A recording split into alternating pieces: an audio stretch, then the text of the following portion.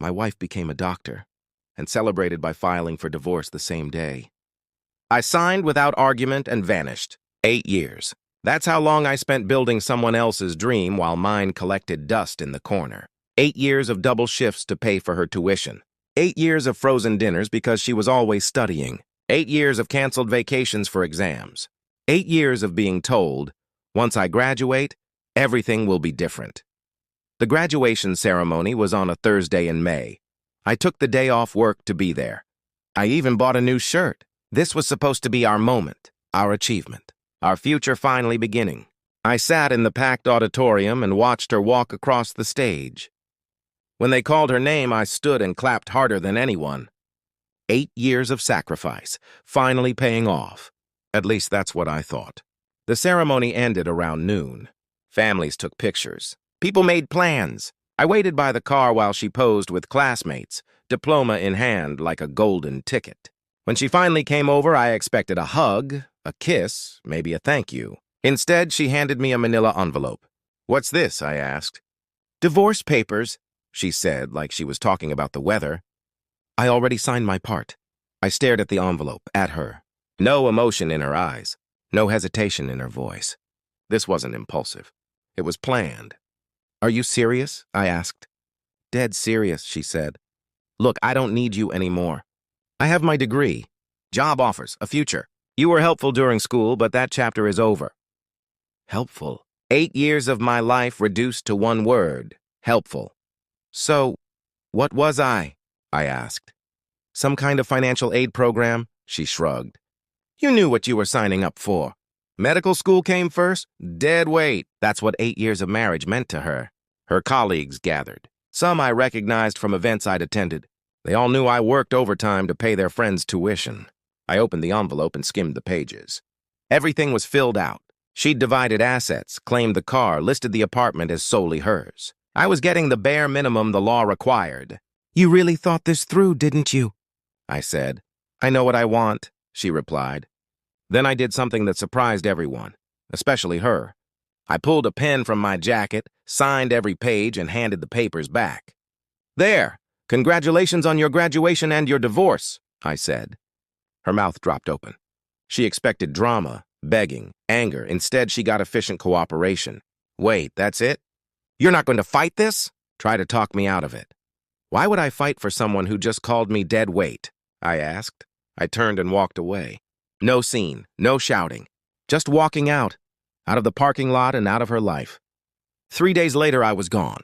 Not just from the apartment, but from the entire state. While she probably expected me to crawl back with apologies and flowers, I was executing the cleanest disappearing act of my life. The beauty of marrying someone who never paid attention to finances was she had no idea what I controlled. She thought she was getting the apartment.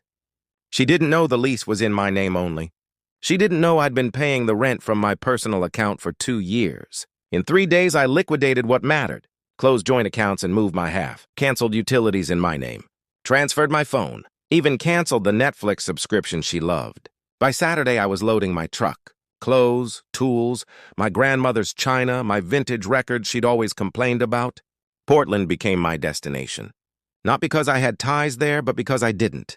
A clean slate in a city where nobody knew my story. The one bedroom I found was nothing fancy. 15 minutes from downtown with a view of a parking lot.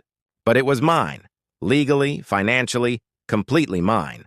I landed a job in construction management in less than a week. Solid pay, reasonable hours. Nobody asked about my past. Back in our old city, she hit the reality of her fresh start. Rent checks bounced when she tried to pay. The electricity got shut off 3 days later. The internet went, then groceries became a problem. She'd expected doctor money to miraculously appear. It didn't. Her messages started the first week. "We need to talk. This is ridiculous." I watched them come in and deleted each one. Calls began in week 2, dozens a day. I let them go to voicemail and deleted them without listening. If she had something important to say, she could speak through a lawyer. By month 2, she'd contacted my sister, my parents, my old college roommate. Each of them got the same message from me. I don't know anyone by that name. My old supervisor called to warn me that a frantic woman had shown up at the office. I thanked him and told him I had no wife.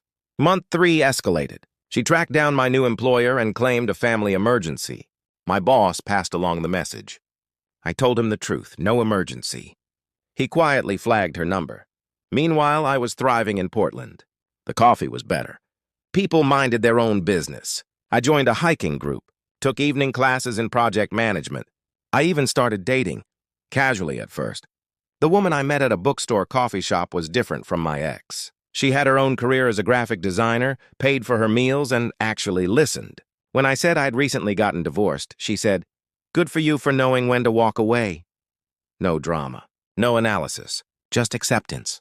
By month 6, I stopped checking if my ex had tried to contact me. My routine was mine. Wake at 6, coffee and the news. Work from 7 to 4, gym or hiking after work.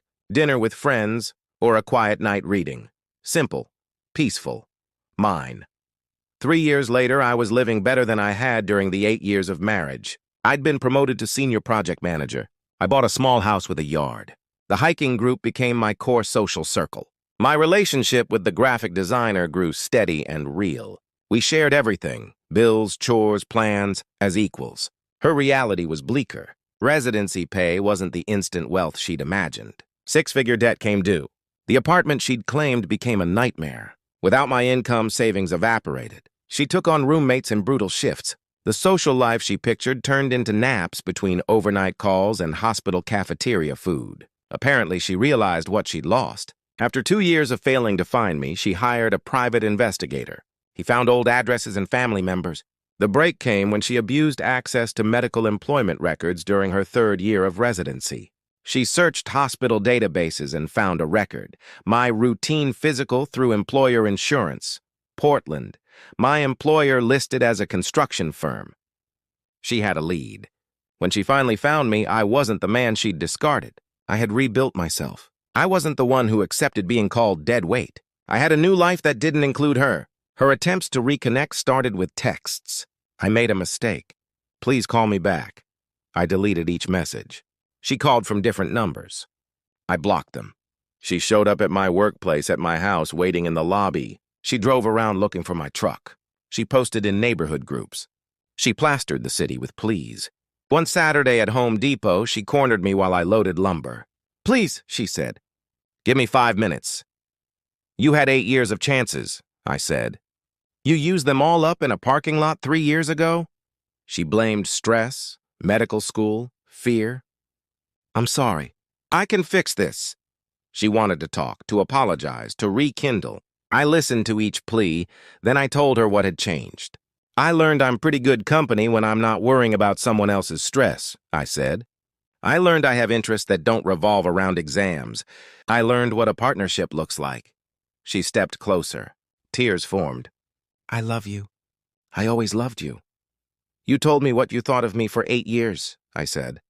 "The only thing that changed was your circumstances. Now you want the man you discarded," she begged. I told her I'd moved on.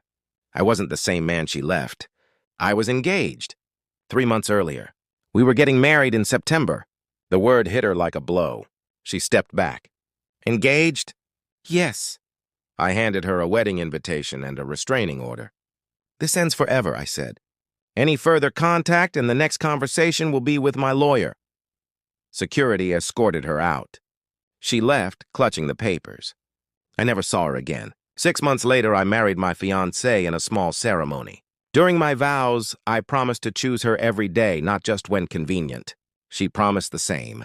Sometimes the best revenge isn't getting even. It's living so well the people who discarded you realize they gave away something irreplaceable. She wanted a fresh start with no dead weight. I gave her exactly that, and built something better than anything we had together. She got what she asked for. I got what I deserved. We were both finally free. If you made it this far, please subscribe. It helps us a lot. Click one of the 2 videos on screen. I'll see you in the next story.